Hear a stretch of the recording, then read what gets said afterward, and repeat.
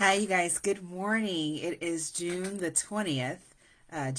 We're still celebrating Juneteenth. And just thought I would come on and still do my heart to heart Monday with you.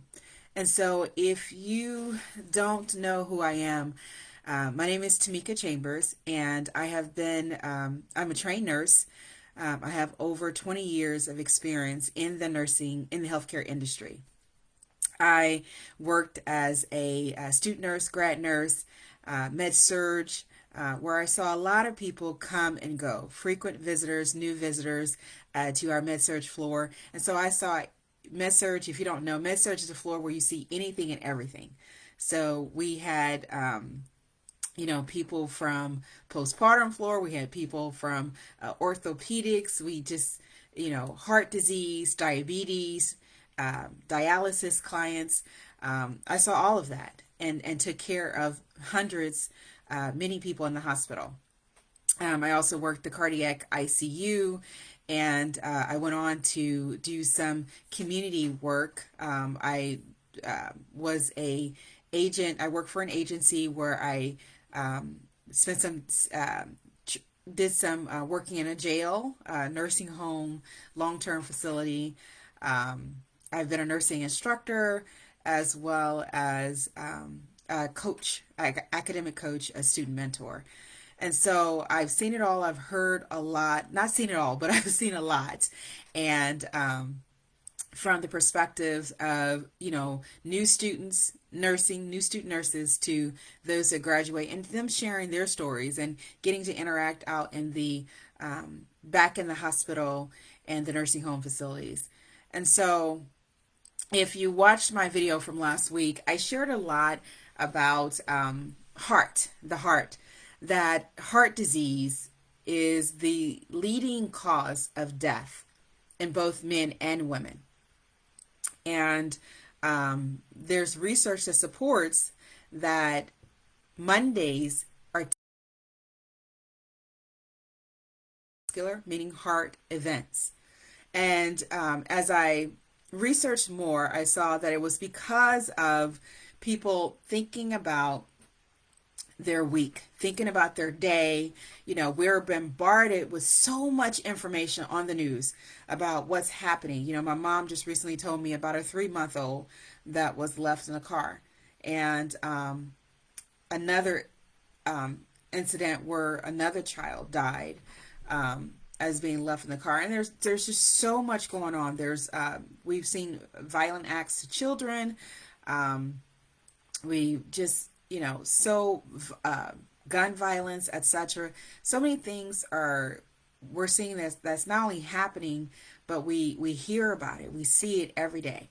And so those thoughts are kind of swarming in our mind. If we allow them to infiltrate our peace, they swarm in our mind.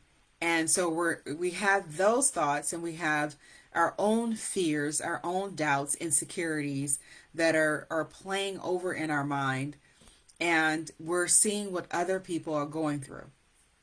And if you haven't heard my podcast, I've been talking a lot about principles, the principles I grew up with, because I too I had my introduction to the generational cycle of pain, this legacy of pain that continues to infect generations, this legacy of pain that continues to dismantle the family concept, this legacy of pain that continues to birth chronic health conditions such as diabetes, heart disease, and cancer. That I was introduced to it at a young age. My mother experiencing domestic violence, me seeing that, me reporting that, my voice being not seen as important because I was told that I shouldn't be telling what's going on at home. And then I too having my own personal relationship with pain after my mother left that abusive relationship. So I've witnessed a lot of stuff. I've experienced my own introduction of pain. And I just, as a nurse, I got to see this through many patients that I saw. Even though people came in with physical diagnosis, I saw emotional trauma. I could feel it. I could see it as they discuss their lives with me, as they discuss their childhood, as they discuss their struggles with whatever heart disease, whatever condition they had, heart disease, pancreatitis, kidneys, amputations, diabetes, that beyond their condition, they had unhealed wounds. And often they shared them with me. Now, do I remember every story? I don't, because I allowed it to have its moment, its place with me. Because it wasn't my place, I thought, to share their wounds, but to allow them that space to talk about whatever was bothering them. I don't think you have to be a counselor to listen, but you just have to have an open heart, a willing spirit. And so I observed that. And I so much wanted to help on a deeper level. And I felt like for years that nursing wasn't the current role that I was in was not allowing me to do that. Because my goal even with Heart to Heart Mondays is to get to the heart of the issue. Because I believe you are spirit, you are awareness, you are consciousness. And I think throughout life we allow what we hear, we allow what we see to weigh on us, to forget who we are. And it's through principles, through standards, through beliefs that we allow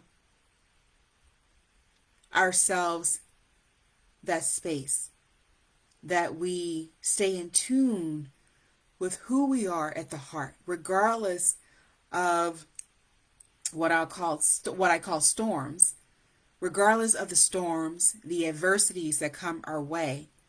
You know, the thing about, you know, there's fear out there for a lot of mothers, including myself.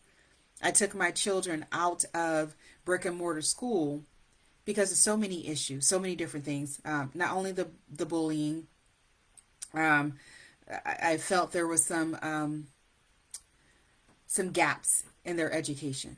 As a mother, as one who is an educator, I want to know what my children is learning, what they're experiencing in school. And so we have them involved in online education. So I understand the fear, though, of parents afraid to get their children out into the world. And although I have taken my kids out of school, I mean, there are still things they can experience.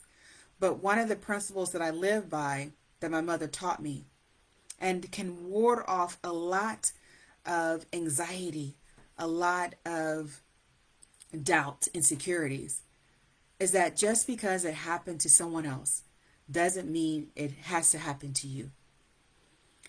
And so I, at a very young age, even after the introduction of pain, I decided that I wanted to be a student of life. A student of life is someone who learns, who sees there is a curriculum in life, who understands that storms bring clarity, that there may be some momentary chaos, but it is orderly chaos to shake you up a little bit, to see those areas in your inner foundation, in your garden, that need some adjustment, that need some firm foundation. Because if you don't believe in something, if you don't have principles that you live by, you will be tossed to and fro. When something happens, you'll feel yourself moving this way. Something else happens, you'll go back this way. Versus knowing what you believe in, what you honor, what you stand for, is what helps to root you in the soil of life, in the ground, on the floor.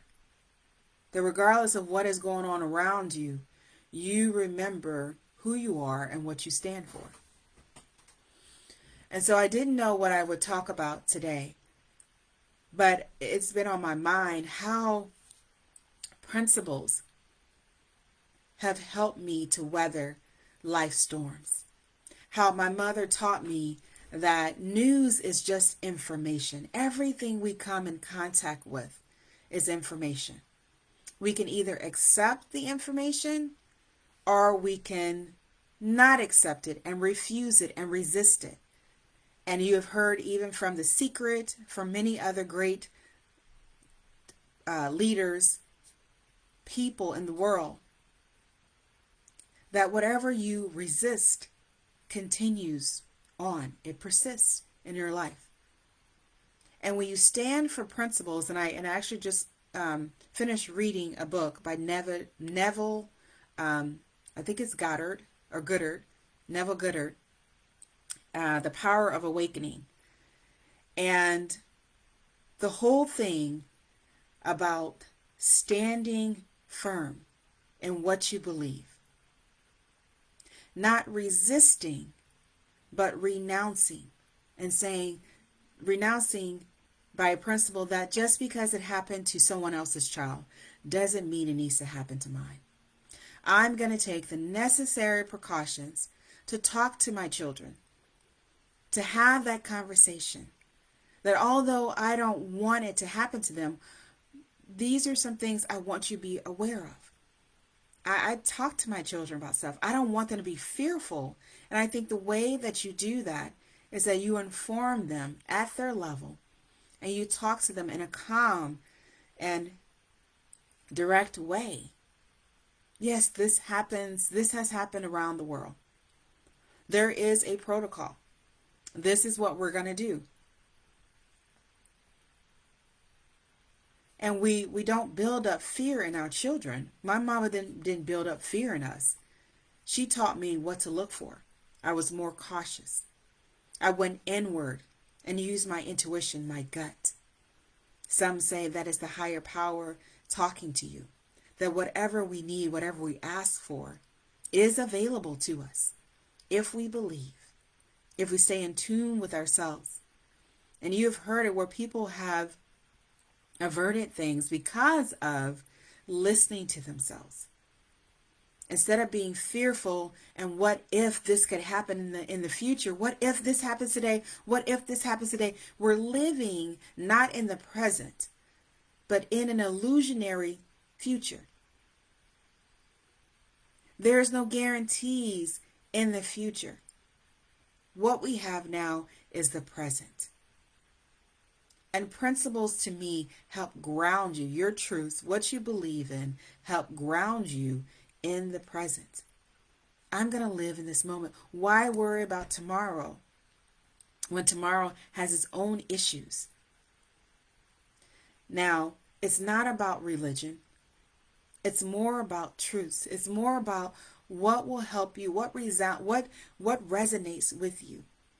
Because I believe in all of us there is the truth. And sometimes we get so fixated on, but this is part of Christianity. This is part of this religion. This is part of this religion. If we cut out all the religious doctrines and we just focused on what resonates with me, what do I stand for? Will I love each other, everyone? Will I treat others how I want to be treated? What principles do you live by to help keep you firm? Because storms will come. And it's a process when you are living in the present, when you are living by principles, truths that guide you. You can embrace the storms.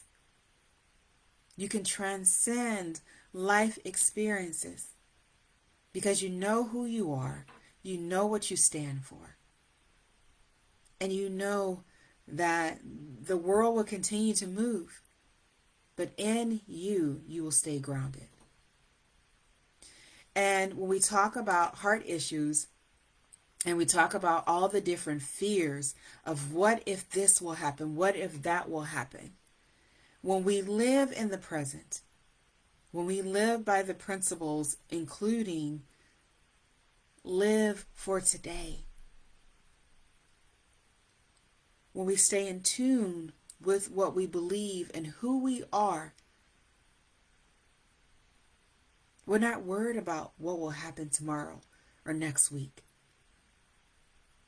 or this evening. We're listening to ourselves, wherever we may be, at home working, on a job, out in the field. We are present with the moment. And we're listening to the higher consciousness, that alignment we have with our brain, our whole body, that tells us when we need to stay and when we need to go.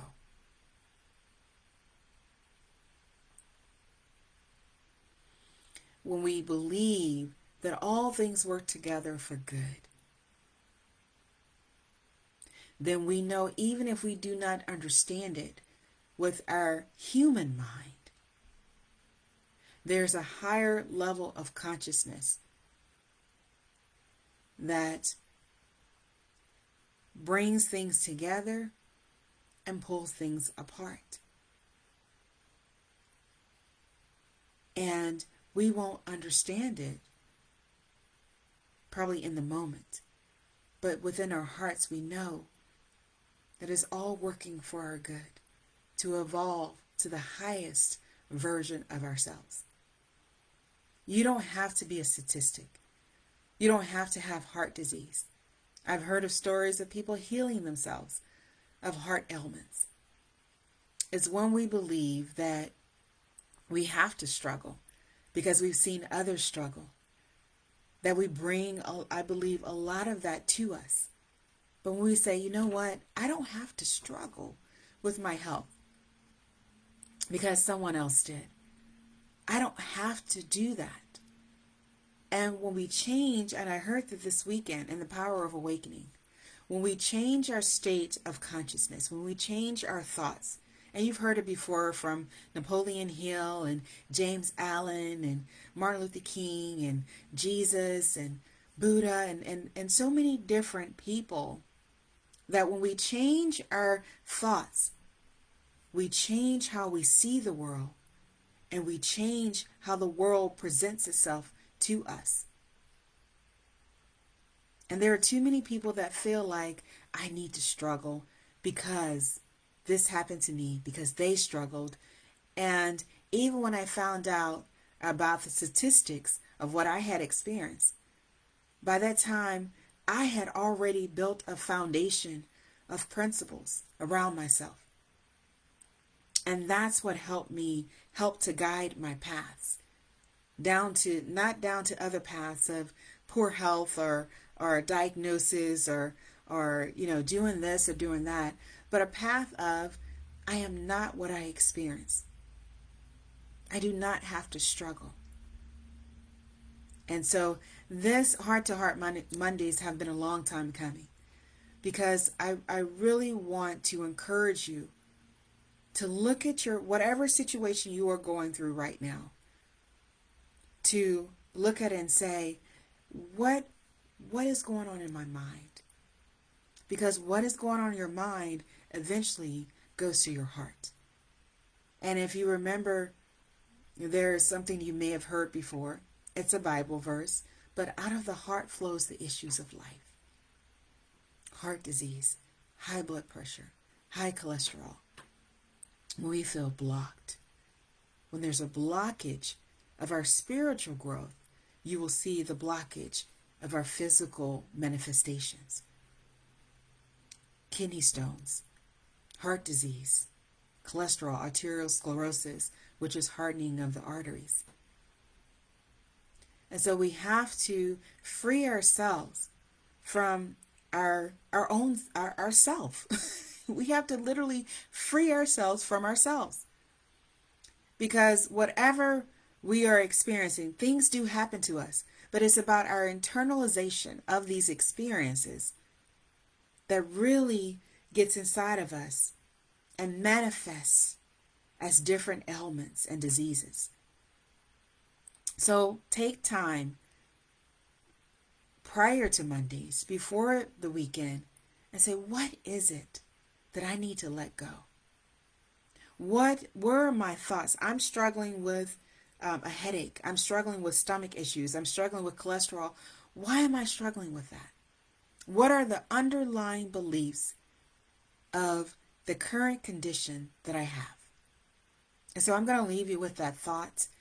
And I just want to really impress that upon your consciousness.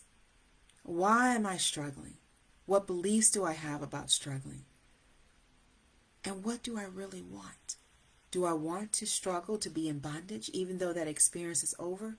Or do I want to seek everlasting freedom, where I develop the mindset that helps me to transcend life experiences, to help me to live, to help me live in the present moment, to help me break this generational cycle of pain, including diagnosis, violence, illnesses. What do I need to do that? I will talk to you guys soon. Make this lifetime great, because I believe you still can. You have life here on earth. You can change one thought at a time.